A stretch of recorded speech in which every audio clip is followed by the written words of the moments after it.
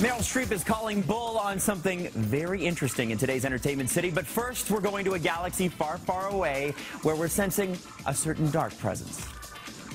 The world is coming undone. Imperial flags reign across the galaxy.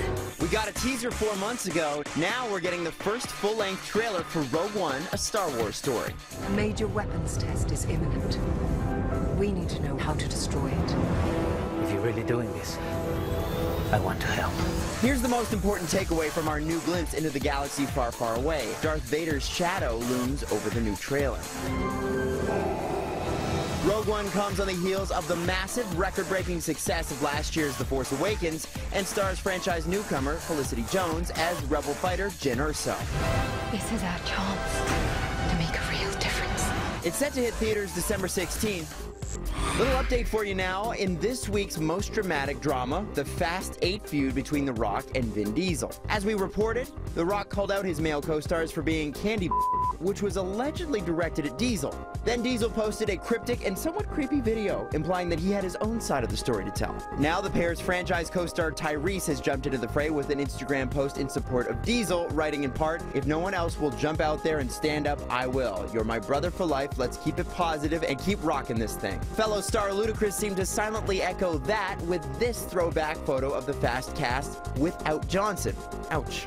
I just think this might be too much for you. This is my favorite place, and I'm going to sing here. Hugh Grant shares the silver screen with Meryl Streep in Florence Foster Jenkins. Terry Hart caught up with them in an exclusive interview to talk about telling the true story of a woman with very little talent who astonishingly builds a singing career in the 1940s. What makes her not pathetic?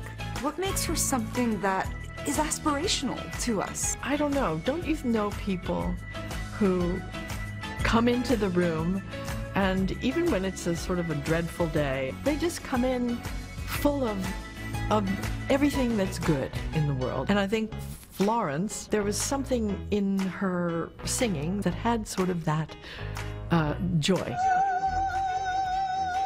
Streep hits all the right notes playing a tone-deaf singer, which is no surprise, considering she's one of the most revered actresses in Hollywood, something Grant was very conscious of. If I had to go and do a scene with her now, I'd be pretty scared. But Streep is having none of it. You have so many accolades. It's often Meryl Streep, best actor of her generation.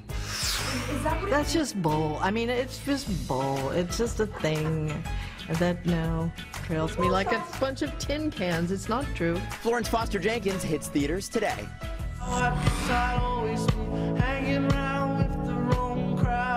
Tom Odell counts Elton John as a friend, and he's toured with Billy Joel. He's got an army of fans, which includes stars like Kate Hudson. Safe to say he's got squad goals covered, even though he's called his latest album Wrong Crowd. I caught up with the It Brit in Toronto. So, I mean, things seem to be going pretty darn well. Your face is on a record with a vinyl in it. That's kind of amazing, no? It's ambitious, that's for sure. With a face like that, it's ambitious. It's a very sort of nice feeling to have 2 albums out. And how do you feel like you've grown since the first one? Well, I'm more confident because I'm able to put my face on the front of the record. It seems like the writing, that really speaks to you. A lot of songs being made at the moment of their shelf life ain't that long. Yeah, you know? In 10 years it will sound out of date. And yeah. And I think the thing that I've always aspired with songwriting is that my songs would be listened to in 15 years' time.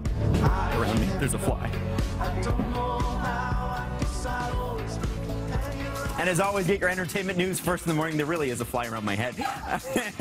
Anytime on Twitter @NCity. It's right here. It's right here.